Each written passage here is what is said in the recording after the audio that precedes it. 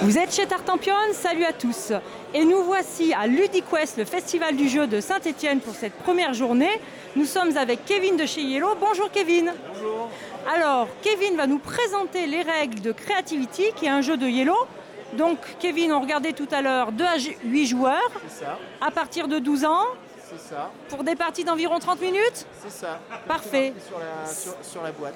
Alors, par contre, je vois pas le nom de l'auteur. Si, c'est Marc Ribeiro, c'est ça? C'est ça, Marc Ribeiro, ouais. Marc Ribeiro. Eh bien alors, Kevin, je vous laisse nous expliquer Creativity. Alors, Creativity, c'est le jeu le plus simple à comprendre du monde.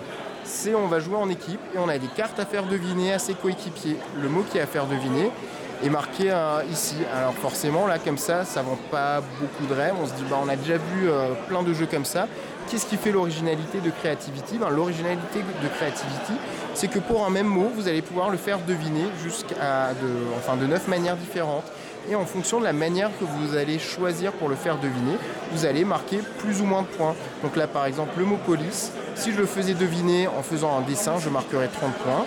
En utilisant la pâte à modeler, parce qu'on a une petite boîte de pâte à modeler dans le jeu, je marquerai 90 points. Mime, bon voilà, c'est assez évident, c'est mimer. Fredonner, ça ferait 60 points. Le fil de fer, on a 2 petits fils de fer qu'on peut essayer de former un peu comme on veut pour essayer de faire deviner ça à ses adversaires, ça ferait 130 points. Le clown, si on a le droit uniquement d'utiliser les expressions du visage et les onomatopées.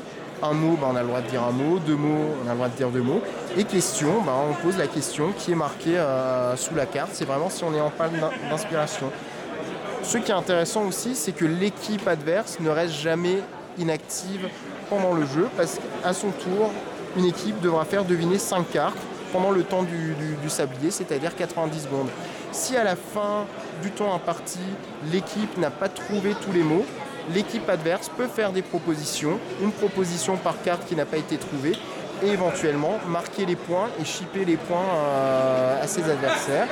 Et au bout de 4 manches, tout simplement, on fait le total des points. Et c'est l'équipe qui marque le plus de points qui a gagné. Donc ce qui est intéressant, c'est qu'au fur et à mesure de la partie, il y a une petite dimension stratégique qui va rentrer en ligne de compte. Parce qu'on va se dire, ça je pense pouvoir le faire deviner, mais vu qu'on est peut-être un peu en retard sur les points, je vais prendre la manière de deviner qui va me rapporter le plus de points pour essayer un peu de grappiller le retard progressivement au fur et à mesure.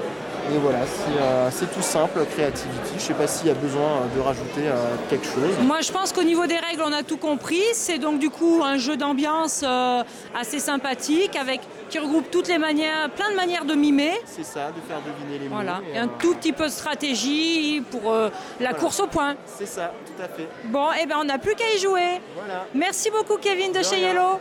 Amusez-vous bien.